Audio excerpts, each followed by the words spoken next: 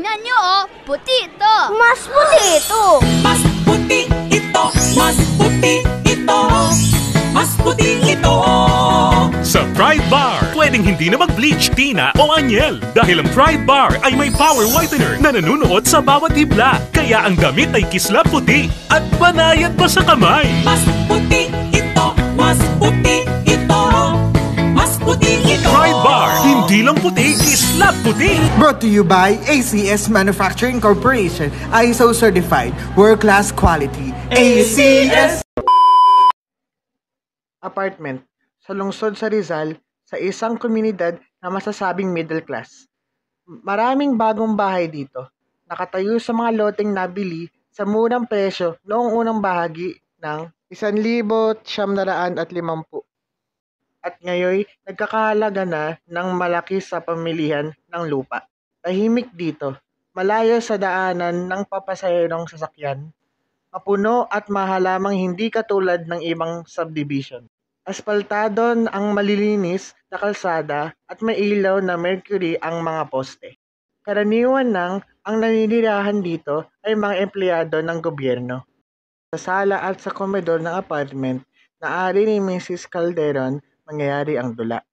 Malaki-laki rin ang apartment na ito, puti ang pinta, yari sa mahusay na materyales, at sa unang malas pa lamang ay may hinuha ng inilaan sa mga makakapagbayad ng mataas. May pinto sa may sala, kanan, kaharap ng gate at sa kaliwa sa may kusina. Luma na, ngunit maayos pa ang mga kasangkapan, parang inilipat mula sa isang lumang bahay. Sa sala ay may isang set ng upuan na nakatungtong sa isang alpombrang bumabagay sa pulang sahig. Sa likod nito, cabinet ng mga libro na kinapapatungan ng isang flower vase, isang nakakwadrong retrato ng isang nakangiting dalaga na napaliligiran ng maliit at animoy naglalarong mga figureng duwende sa isang lampshade. May telebisyon sa sulok, malapit sa nakakortinahang bintanang salamin. Sa dingding na binarnidang plywood, nakasabit ang isang pares ng nairalyong pinturang Hapones.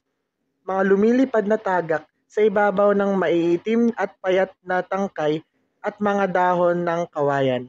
Sa gitna, likuran, may hagdang paakyat sa mga silid tulugan. Puti ang mga barandilyan nito at sa itaas palapag, sa dingding, ay nakasabit ang isang pandekораsyong seramiko na kinatitikan ng mga letrang gotiko ng mga salitang God bless our home. Sa silid tulugan, kaliwa ay may isang mesang paayon ang ayos at napapaligiran ng 6 na silyang may matataas na sandalan. May cabinet sa likod ng mesa lalagyan ng mga plato, kubyertos, mga itinatanging kasangkapan. Ang paggamit ay karaniwan ng inilalaan ng mga may buhay sa mga espesyal na okasyon. Nandito rin ang ilang delatang pagkain at mga boteng gamot. Nakapatong sa cabinet ang isang ventilador. Di kalayuan sa mesa, malapit sa lababo, ay may isang refrigeradora. Sa kabuuan, maayos at masinop ang apartment. May mga alas 8 na ng gabi, bukas ang ilaw sa sala. Nakaupo si Ben sa sopa. Taas ang pinagsaklit na paa at tilang yogang nagbabasa ng isang magazine. Nakakorto siya at iskipa na puti. Mahaba ang kanyang bias at sa katabaa ay may pagkabalingkinitan pa. Mahaba ang kanyang buhok tulad ng uso sa mga teenager ngayon at may kakisigan pa. Bukas din ang daylight sa silid tulugan, nakaupo si Regina sa kabisera ng mesa at umiinom ng kape. Sa kabilang dulo, nagpupunas ng kutsara ang kapatid niyang si Ana.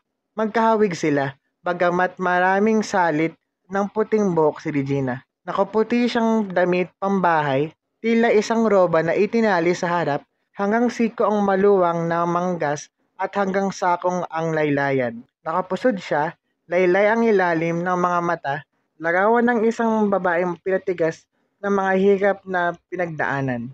Nakabulaklaking pambahay si Ana, may pagkamasayahin ang muka, ngunit ngayon tila'y nag-aalala. Oh, kamusta ang hiningi mong bakasyon, Rihina? Binigyan ako. Pwede ba nila akong di bigyan? Oh, dapat lang. Sa buong pagtuturo mo yung ngayon ka palang magbabakasyon, ano? Ikalawa na ito. Noong mamatay ang ama ni na Aida, saka ngayon. Pwede akong hindi pumasok kahit ilang buwan pa siguro, kahit 1 taon. Marami akong naiipong bakasyon. Biro mo namang mahigit na 20 taon ka na yatang nagtuturo. Noong dalaga ka pa, hindi ba? Pwede ka nang magretiro. Sayang naman kung hindi ko matapos ang aking serbisyo. Pero hindi ako papasok hanggat hindi gumagaling si Aida. Kung sa bagay, kaya ko naman siyang alagaan. Ano nga palang sabi-sabihan sa eskwela? Siguro'y alam nilang nangyayari. Alam. Pero ano ba ang maaasahan mo sa mga walang prinsipyong tao? Sinabi mong tuloy rin ang demanda? Oo, bakit ko hindi itutuloy? Kahit ano pa nga ang kanilang sabihin, dapat nga raw magdemanda. Sobra naman daw talaga ang ginawa kay Aida. Pero Nakapag-aral si Aida doon. Siguro kilala nila. ang diferensya nga lang daw, mayor itong kalaban ko. Ano sa akin kung mayor? Ngayon ba't mayor siya, libre ang kanyang anak? Wala raw mangyayari. Iba raw ang malakas ang nasa poder. Baka raw lalo pa tayong perwisyohin. Kababata pa'y wala ng prinsipyo. Mga bagong tapos pa ng kolehiyo. Mabuti pa yung assistant principal namin. Matapang. Ang sabi, ituloy mo Mrs. Calderon. You should really teach those people a lesson. Ituloy mo nga, Rihina. Nang madala. Sobra na talaga ang anak ng mayor na iyan. Ang kailangan talaga riyan ay bitay. Total, bitay din siguro ang ibibigay sa lalaking iyan. Napakain mo na nga sa Ben. Opo! Bakit ba naghahanap ng cordon si Tony, Ana? Ikli kasi ang kordon ng ilaw niyang inililipat sa kwarto namin. Pabibilin ko na lang siya ng isa pa bukas. Kailangan niya yun sa pag-aaral. Malabo ang kanyang mata. Ibang-iba iyang si Tony kesa doon sa isa. Tingnan mo, prenting-prenting nagbabasa. Hindi man lang tulungan ng iyong kapatid. Ano ka ba? Bata pa lang kasi si Ben. Spoiled siya. Si Tony, noong ganyang edad, kumikita na. Nagtitinda na ng dyaryo. Hindi si Ben ang spoiled, Ana. Baka kamo si Aida. Kung sa bagay, si Tony pati nanliligo kay Aida kinikilatis na mabuti. Hindi na nagbalik yung preskong kaklase yata ni Aida, ano? Iyong dekotse? Ano ba sa akin kung dekotse siya? Sabi sa akin ni Tony. Sino nga ba iyon? Seryoso, palaisip, kapareho ng ama. May pagkaseryoso rin itong si Ben. Pero di tulad ng kuya niya. Si Aida ang pinakamasaya. Masasabi mong isip bata si Aida. Inosente. Pero maganda. Aakalain ko bang gaganda ng ganyan ng anak mo, Rihina? Natatandaan mo pa ba? Noong sumakay siya sa karosa ng lantern parade sa UP. Noong nakaraang Pasko, noong dalhin tayo ni Tony, hindi ako makapaniwalang anak mo iyon at pamangkin ko iyon. Bakit ngay? Di jeans at ponytail lang dito. Ang sarap ka mo. Namatay ang generator ng karosa. Di pinasinagan siya ng flashlight. Nakatingin kay Aida ang lahat at siya'y ngumingiti at nagyayabang. At nangiinggit naman ang kanyang mga kaklase. Sa tingin ko ba'y noon ay para siyang nakaangat sa karosa? Sino nga ba naman makakapag-aakala? Nangyari na iyan, Ana. 18 na siya sa Setyembreng ito, Rihina. 5 taon na tayo rito. Dito nag-birthday si Aida nang lumipat tayo. Natatandaan mo? At napapanaginipan ko pa noon ang kanyang debut. At naisip ko na nga ang gagawin kong tahi sa damit niya eh. Ang buhay nga naman. Mabuti pa sigurong hindi tayo umalis sa gagalangin, Rihina. Siguro kung hindi tayo lumipat... Sino ba nakakaalam na dito siya magkakaganyan? Bakante ngayon ang itaas ng bahay doon. Hindi ba dahil sa mga bata kung kaya tayo umalis sa gagalangin? Gusto mo rin naman tayong umalis doon nang lumaki na ang mga bata, di ba? At nang malapit pati sila kamo ng eskwela. Naisip kong umutang nga tayo at ipatayo natin ang apartment na ito. Unang-unay, dahil dyan ang malayo nga sila doon. Pinaupahan na lang din natin ang bahay doon. Hindi ba't mas nagustuhan naman dito ng mga bata? Mas tahimik dito, hindi siksikan. Oo nga, Rehina. Dahil sa pagtanda natin, wala naman tayong makakasama. Patay na rin lang ang ating mga magulang. Naisip kong maaari na tayo rito. May 4 na pinto tayo dito. Tamang-tama ka ako. Kapag mag-aasawang mga bata, manganganak man sila, hindi tayo magkakalayo-layo. Isa-isa kako sila ng pinto. Isa kay Aida, isa kay Ben, isa sa ating dalawa. Hindi tayo magkakawalay-walay. Ganyan ang naisip ko noon, Ana. Aywan ko, Rehina. Pero kung minsan ngay naiisip kong kahit saan yata tayo pumunta, sinusundan tayo ng trahedya. Hindi naman sa tayo sinusundan, Ana.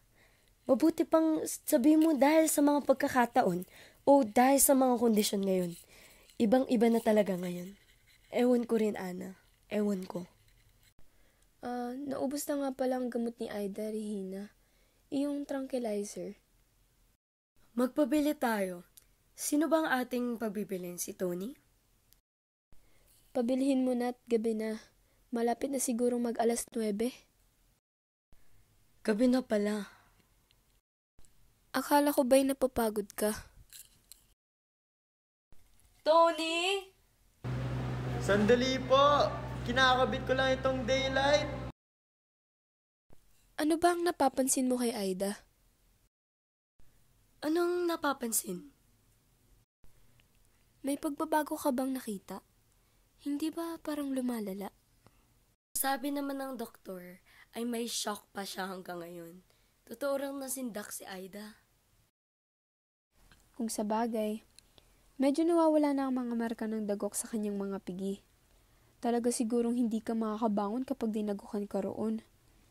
Iyon namang sugat at galos-galos ay magaling na. Ang kinakatakot ko ay ang kanyang nerbiyos.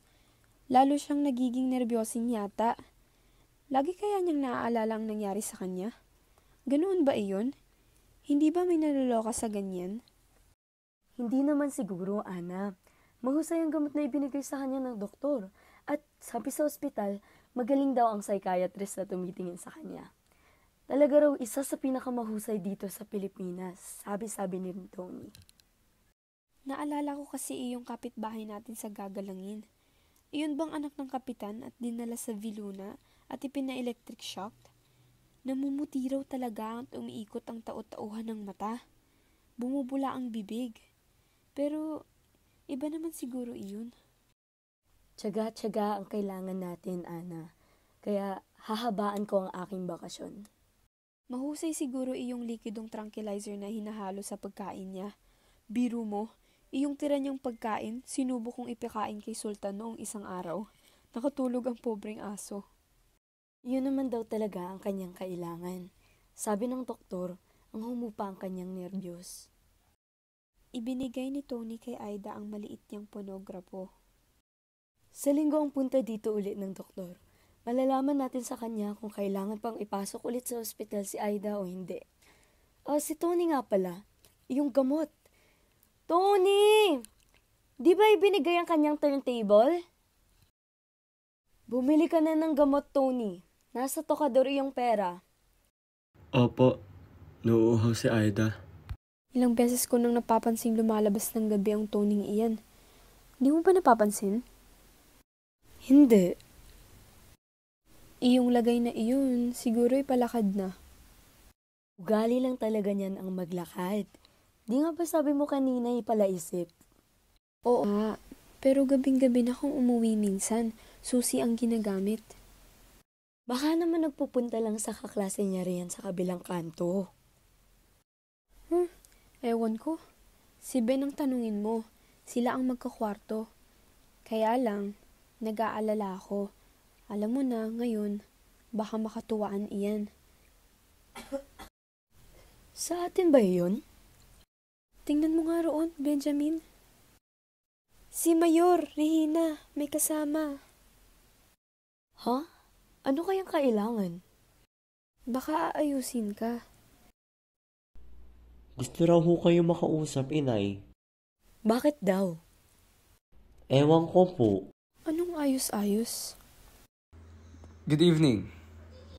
Magandang gabi ho naman. Maupo po kayo. Mrs. Ang kasama ko nga ho pala ay si Konsehal Kulas. Anak ho ninyo? Oho, anak ko. Guwapo at listo. Listong bata. Hindi basta nagpapasol. Maupo naman kayo, Mrs. Kami ho naman ni Konsehal ay ngayon lamang nagpadalaw dito sa inyo. Siya nga naman, Mrs. Magandang apartment ito ah. Tignan mo ang Japanese painting nila, Konsehal. Di ba ganyan ang nakuha mo sa Tokyo? Masino pang apartment nila, Mayor? Ito ang sasabihin ng kumadre mo na cozy. Malaki siguro ang upa ninyo, Mrs. apartment na ito. Sa amin ho ito. Inaako pa lang namin ang unang pinto. Dispensa, Mrs. Dispensa. An honest mistake. Tignan mo nga naman, Konsehal. Sa kanila pala ito. Must have gotten a lot from GSIS.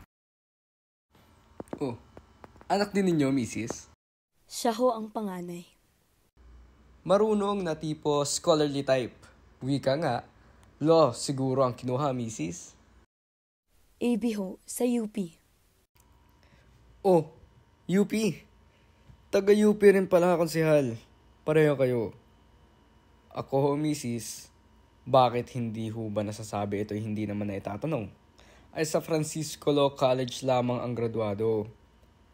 Walang kwentang eskwelahan.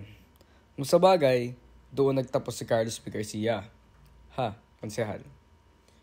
Bueno. Ang ibig ko'y sabihin, isa sa mga hindi natupad na ambisyon ko ay ang makapag-aral sa UP. Marunong ang anak ni Mrs. Konsehal. Maestra kayo, Mrs. Calderon? Tama ho. Saan naman kayo nagtuturo? Sa Torres High School, sa Maynila. Paano ho naman ang nangyari dito kayo? Narito ang aming apartment.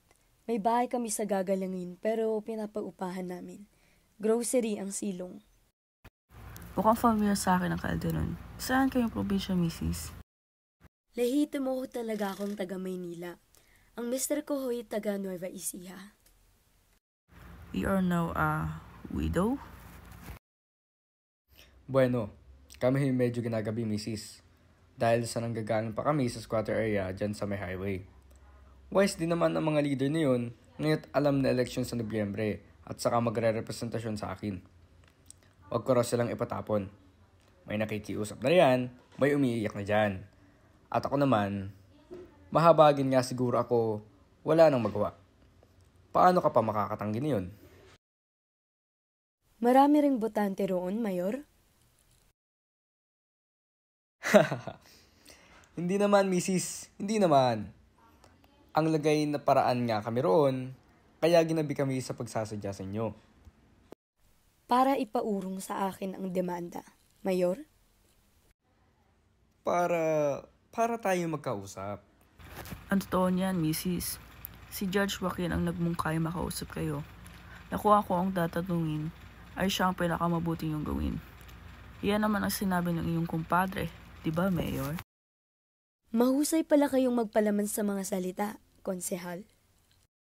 Mrs. Kami na parito unang anay para magdiskargo. Alam kong mabigat itong aming inalalapit sa inyo. Kaya naman ako'y makumbabang naparito sa inyo upang wika nga'y ihingi ng tawad ang ginawa ng aking anak. Akala ba ninyo'y makukuha sa paghingi-hingi ng tawad ang ginawa ng inyong anak? Alam ko, Mrs. Ganoon pala'y bakit hindi natin ipaubaya sa husgado? Si Mrs. Kayo ba ay may anak na babae, Mayor? Alam ko ang itatanong ninyo. Meron. 3.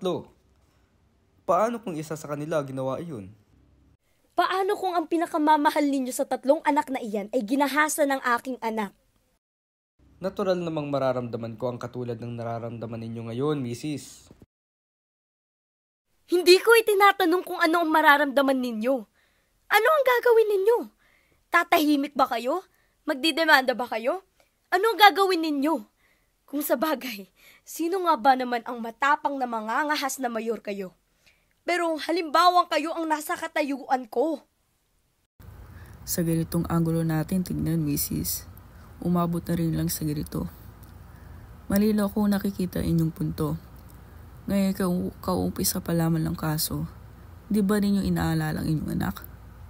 Kung itutuloy ninyong talagang demanda, ang kauna-una ang gagawin para mapatunayan ginahasa siya ay ang ipa-examine siya. Hindi mo maiaalis sa abogado ng kabila na hingi iyon. Ipa-examine siya. Kawawa rin ang iyong anak. Ang ibig kong sabihin, Para patunayan kung siya'y ginahasa o hindi? para patunayan kung siya'y ginahasa o hindi. Kung hindi kayo kumbinsadong ginahasa nga ang aking anak, bakit narito kayo? Para huwag nang umabot dyan, Mrs. Legalismo ninyong mga abogado! Wala tayong magagawa, Mrs. Ganyan talaga. Tusuhan, patilinuhan, pasinungalingan. Diyan kayo magaling! Sa ilalim ng batas, walang kasalanan ng isang tao hanggat hindi siya napapatunayan nagkasala. Magandang dahilan ninyong mga abogado! Hindi ba kayo naaawa sa kanya? Hindi ba ninyo inaalala kanyang kinabukasan? Sa kasalukuyay, hindi pa masyado bulga na nangyari. Pero Mababando rin na ang anak ng mayor na gumahasa sa kanya! di kayo practical, Mrs. Anong hindi praktikal? Halimbawa lang na patunayan nagkasala anak ni Mayor. Halimbawa lamang iyan.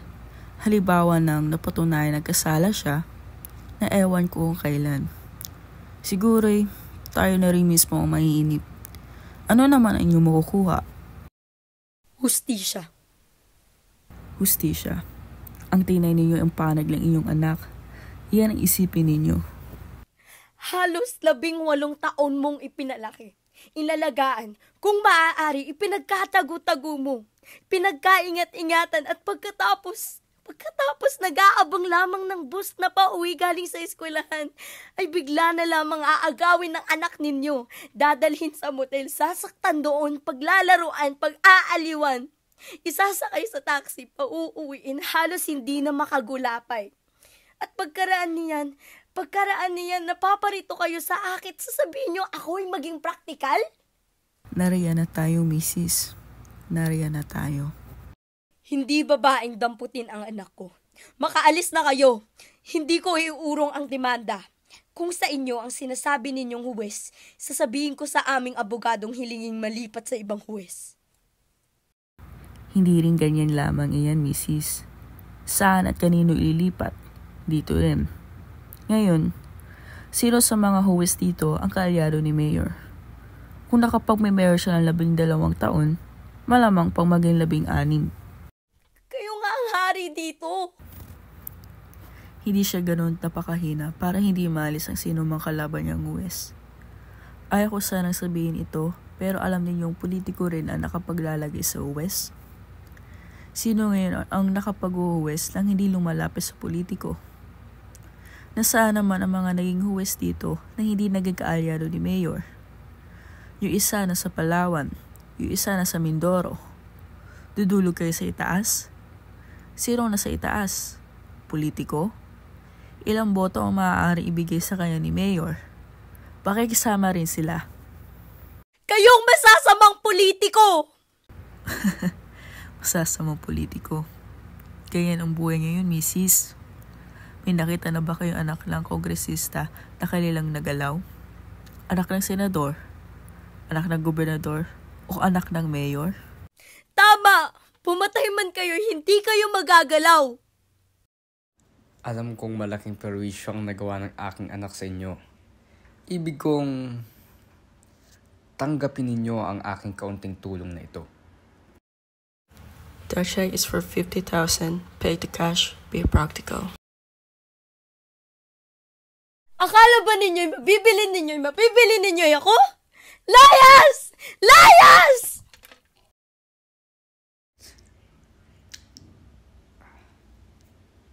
Sa buong buhay ko, konsehal. Ngayon pa lang ako nasampal. Pero hindi bale. Dinadaan ko kayo sa pakiusapan. Pero kung gusto nyong magkademonyohan, pasensyahan tayo. Tuloy ninyo! Akala ng mga taong iyay sila ang batas. Sa kasalukuyay, sila nga, inay. Lalabas din ang katotohanan. Mananaig din ang katarungan. Iyan ang itinuturo ninyo sa government. Mananaig rin ang katarungan. Kay gandang sabihin, justisya o justisya poetika, hustisyang talagang hustisya, Diyos ko, bahala ka na. Kailangang maputol ang ganito. Nanginginig ako. Hindi ako titigil hanggat hindi siya nabibilanggo. 3 lamang ang nagkakaroon ng hustisya dito sa atin. Iyong malalakas, iyong makapangyarihan, iyong mayayaman. Kung simple kang tao, mahina ka. Kung mahirap ka, lulukohin ka, tatakutin ka, pasensya ka, magtiis ka. Kadalasang nagkakasama-sama pa iyan, lakas, kapangyarihan, yaman. Walang kwenta sa akin magkaubos-ubos man ang ating kabuhayan. Sasayangin ninyo ang minana ninyo at pinaghirap-hirapang ipundar. Sa paningin ng ating batas, hindi magkakapantay ang lahat. Ang demanda ninyo, sapagkat ang idinamanda ninyo ay malakas, ay mananatiling demanda lamang. Susulat ako sa magazine. Susulat ako sa lahat ng dyaryo. Isusulat ko ang lahat at natitiyak kung tutulungan nila ako. Pakikinggan nila ako. Ang demanda ninyo ay kamukha lamang ng kung kayo'y nasusukol sa binggit ng bangin at malaki pa ang agwat ng kabilang pampang na kailangan ninyong talunin. Alam ninyong sa pagtalon ay hindi ninyo maaabot ang kabilang pampang, pero pipilitin din ninyong tumalon. Tatalon kahit alam na alam ninyong kayo'y mahuhulog. Bakit pa kayo magdedemanda? Sasabihin ko sa kanila ang lahat. Pakikinggan nila ako, Tony. Kapag nalaman nila ang lahat, Tony, ito ang pagkakataon natin sa hustisya. Hustisya? Tingnan mo, Tony. Palagay ko nga'y ako at si Aida ay sadyang pinili ng Diyos para rito. Makinig ka. Kung sa anak may hirap na eskwatre niya iginawa yun, tatahimik na lamang sila. Lulunukin na lang nila ang kanilang dignidad at siguro kanila pang tatanggapin ang pera. Ngayon, kung sa anak mayaman naman niya ginawa iyon, magdadalawang isip ang magulang. Mahihiya silang ibulgar ang nangyari. Hindi nila iibig masira ang kanilang reputasyon. Tatahimik din sila. Pero nagkakamali sila, Tony. Nagkakamali sila. Lalaban ako para kay Aida. Ang ipanlaban ninyo sa napakalaking batoy ang inyong mga kuko.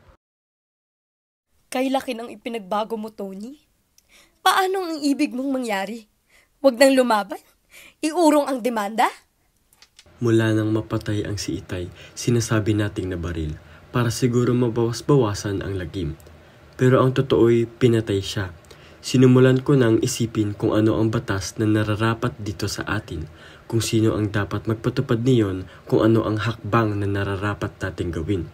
At sa lahat ng libro'y sa Biblia ko pa nakita ang sagot. Naglalakad ako minsan pagkaraan ng nangyari kay Aida nang maalala ko ang sinabi ng ama ni Itay noong araw na iyon ng libing. Kapag buhay ang inutang, buhay din ang magiging kabayaran, na parang bang may sisingil para sa kanya o para sa atin. Ang inutang na buhay ni Itay, naisip ko, ito'y hindi isang pamahiin, hindi isang kasabihan.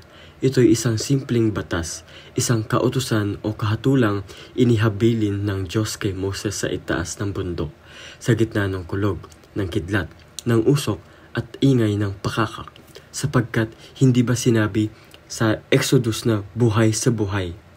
Ito bang nangyari kay Aiday, masahol pa ang pagkamatay? Ngayon, ito ang mga kahatulang nararapat nating sundin. Mata sa mata, ngipin sa ngipin, apoy sa apoy, sugat sa sugat, latay sa latay. Ito ang aking gagawin. Gaganting paano? Papatayin ko siya. Tony! May isa pa kayong hindi nalalaman, inay. Diyan sa abangan ng sasakyan minsan, nang ako'y papuntang eskwela, isinakay ako sa jeep ng 2 bataan ni Mayor. Jeep iyon ng mga pulis at ang nagsakay sa akin ay parehong pulis. Nagpaikot-ikot kami. Nasa gitna nila ako. Sabi nila'y itigil daw ninyo ang kaso o Mga banta! Banta! isa iyan sa pinakakaraniwan nilang ginagawa. Hindi lamang sila ang gumagawa niyan. Pero ang kinatatakutan ko'y ang kalalabasan ng inyong demanda, ng inyong paniniwala sa hustisya. Kung hindi pa akong maniniwalay, ano pa aking hinihintay? May kwento tungkol kay San Agustin, tungkol sa paniniwala.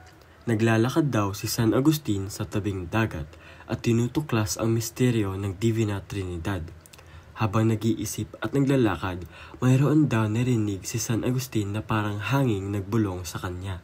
Agustin, ang ginagawa mong pagtuklas sa misteryong iyan ay kasing hirap ng pagsalok mo ng tubig sa buong dagat sa iyong palad. Pananalig, paniniwala, iyan ang kailangan mo. Ang hustisya ba rito sa ati isang misteryo? Alam nating lahat na ito'y hindi hustisya at alam natin kung bakit ito hindi ganito. Wala naman tayong misteryong dapat tuklasi kung bakit tayo'y nilanalig at naniniwala pa tayo. Lawakin mo ang iyong pagtingin, Tony. Ang ikinagagalit mo'y dahil lamang sa personal na karaingan. Lawakan, ang kay Itay ay isa lamang sa matagal at laganap ng kawalang katarungan. Darating ang hustisya, Tony. Kailan? Gaano katagal? Sa anong paraan? Ang paghihintay natin makakatulad lamang ng ginawa nating paghihintay sa kaso ni Itay. Ano ang nangyari sa kaso niya? Natatandaan ko pa. 16 anyos ako. Nasa gagalangin tayo. Naghahapunan tayo. May tumawag kay Itay. Alam natin nang wala nang madiskubre niya ang di paglilista ng truck na tabakong inilalabas sa bodega ay pinagbantaan na siya. 200,000 piso ang halaga ng mga ipinupuslit. Pero matapang si Itay. Hindi siya napatakot. At nang gabing ng iyoy, lumabas siya. Kumpiyansa, matapang.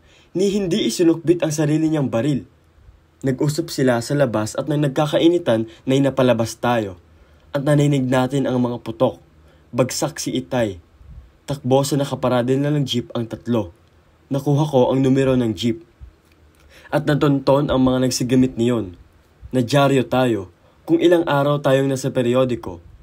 Umasa tayong mahuhuli at makukulong ang mga nagsibaril kay Itay. Hanggang sa pumasok ang isang politiko. Ano pa ang nangyari sa pagkakaroon niyon? Unti-unti na silang nawala ng interes sa kaso. Hindi ba naging porsigido ang nag-iimbestigang pulis? 3rd year high school ako noon, as sa kauna-unahang pagkakataon. Naisip ko ang hustisya pala'y ganito. Hanggang ngayon nasa akin pa ang clippings ng mga dyaryo noon. Itinago ko. Duguan ang retratong kuha ni Itay. Nakaraan na iyon, Tony. Di pa ba kayo'y nadadala? Hanggang ngayon ba'y naniniwala pa kayo? Ano ang silbi ng aking itinuturo kung hindi ako maniniwala? Kaya akong magretiro anumang araw ngayon, pero nagtuturo pa rin ako. Siguro'y sa nais kong makatulong sa paglikha ng mabubuting mamamayan. Ituturo mo sa kanila ang katarungan, ngunit ikaw ang mismo ang hindi naniniwala rito. Bubuo ko ng mahuhusay na mamamayan, ngunit ikaw mismo ay hindi modelong mamamayan. Naniniwala ako, Tony, at maghihintay ako. Mahuhulog kayo sa pampang! Ninenervyos na naman si Aida, Regina. Nanalamig mula pa kanina. Parang takot na takot. Nakabili na ba ng gamot? Ang gamot nga pala, sino ang bibili? Di ba pwedeng ipagpabukas na ang pagbili? Anong oras na ba? Mag-aalas 11 na siguro. Ngunit gabi na. Nasa iyo iyan, Regina. Pero si Aida... Lalakad na ako. Alam mo ang pupuntahan mong butika? Mag-taxi ka na. Umuwi ka agad. Kailangan ni Aida iyan. Kinakabahan ako, Ana. Sa pagkakapunta rito ni Mayor, iintindihin mo iyon? Kay Tony, Ana, ibang-iba na siya ngayon. Ang mga pinagsasabi niya. Umalis lang, kuya. Oo, bakit? May dala siyang baril. Saan kukuha ng baril iyon? Baril, inay, kitang-kita ako. Huwag ko raw sasabihin sa inyo. Sa malaking kahon, sa ilalim ng kama niya kinuha. Diyos ko po, ano kaya ang kanyang gagawin? Sundan mo kaya, Ben? Sundan mo kaya, Ana? Siguro kaya naglalabas ng gabi iyan. Anong ginagawa? Hinahanap ang anak ng mayor. Hindi ko na siya nakikitang nag-aaral kung gabi. Baka hindi siya maging scholar sa sunod na semestre. Nalalaman mo pala hindi mo sinasabi? Kung isasama ako ng kuya, sasama ako. Ang aking mga anak! Ang aking mga anak! Hindi mo sila masisisi, Regina. Lalo pang at pagkaraang marinig ang pinagsanib ng alkalde at ng konsihal. Ang hustisya'y hustisya lamang, kung madali itong naibibigay at naibibigay ng pantay-pantay. O siya, papanhik na ako. Pumanhik na rin ikaw. Iwan mo ng bukas iyang ilaw. Halina, Regina. Matulog ka na. Ikaw nga ang pagod. Walang mangyayari sa demanda niyo, inay.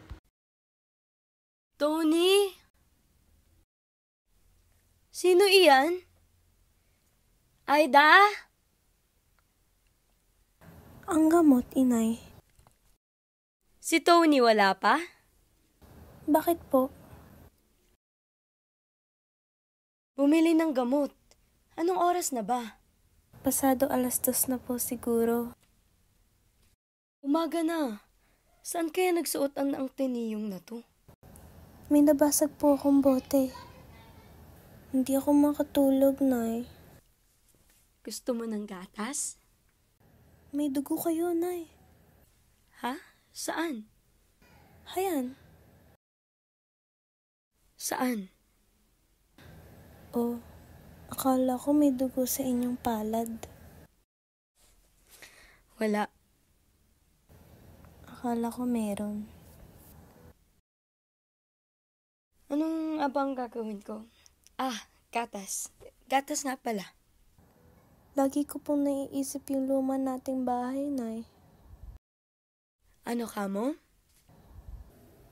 Ang ating lumang bahay, lagi ko naiisip kako. At bakit naman? Ewan. Basta lagi ko lang naiisip. Parang gusto ko pang naroon tayo eh. Parang natatakot ako dito. Bakit ka naman matatakot dito? Sabi niya, huwag raw tayo magsusumbong. Hindi ako natatakot kung ako. Pero baka kayo, o si Ben, o si Kuya. Kung ano-ano ang naiisip ko, inay. At kasama ng aking napapanaginip. Naparito raw siya at ang kanyang mga kasama. Marami silang mga dalang baril. Nasa eskwela kayo, may pinuntahan si Tia Ana at pumasok si Ben. Kami lang dalawa ni Kuya ang naiwan.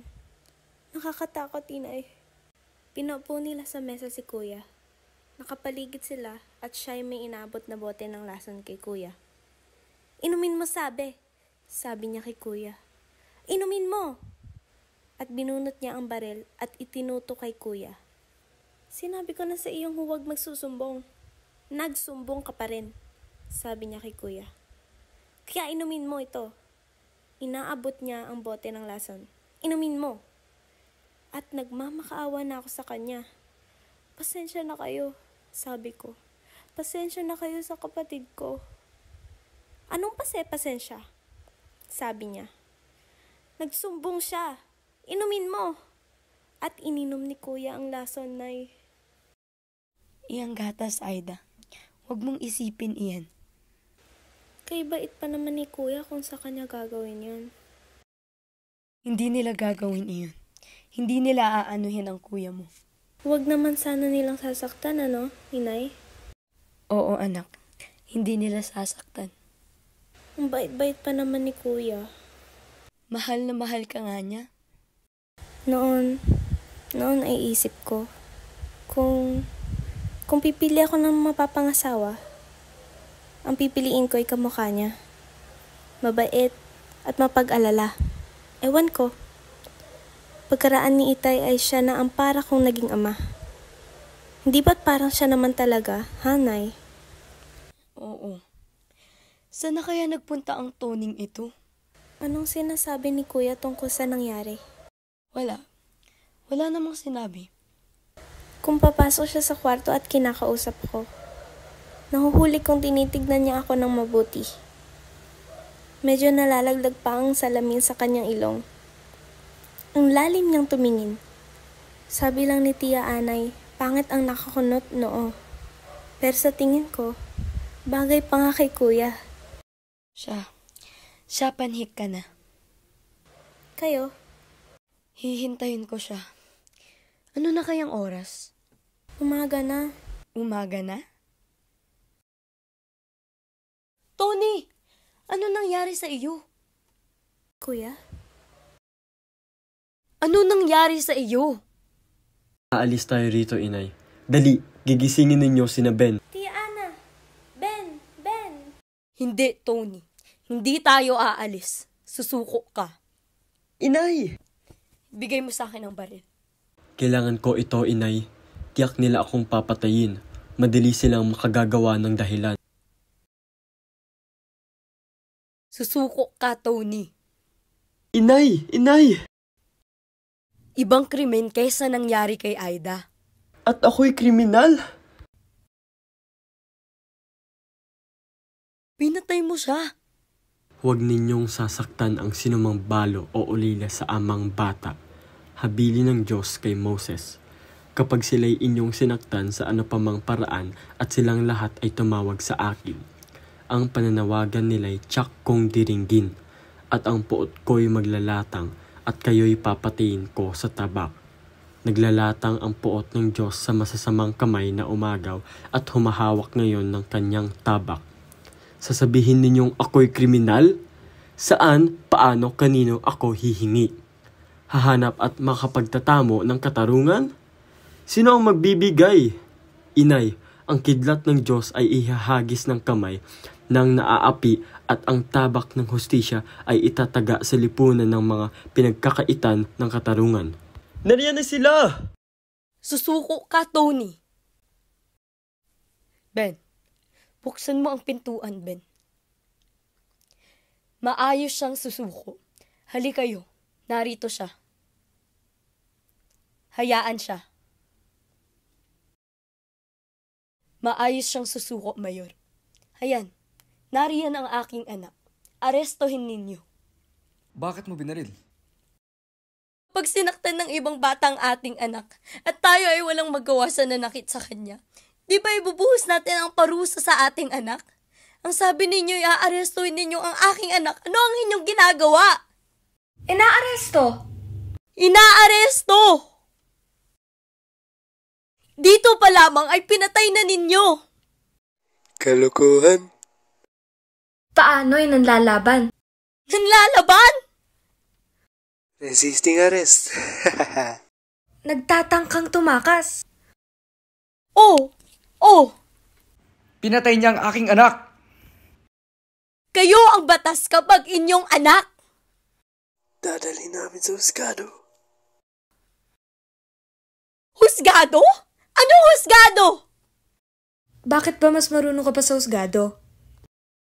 Sa hustisya. Hustisya? Hustisya? Alam ba ninyo ang kahulugan ng hustisya? Kayo, Mayor, alam ba ninyo ang kahulugan niyan? Posasan iyan. Anong makatwiran? Hindi. Hindi nyo nalalaman, Mayor, ang kahulugan niyan. Hindi nyo nalalaman. Kayo lahat, hindi nyo nalalaman ang kahulugan niyan. Pinaril mo ang sarili mong anak. Parricide! Pananagutan mo ito. Pananagutan mo ito. Halina. Presido! Doon ka makipag-debate. Dalhin ninyo!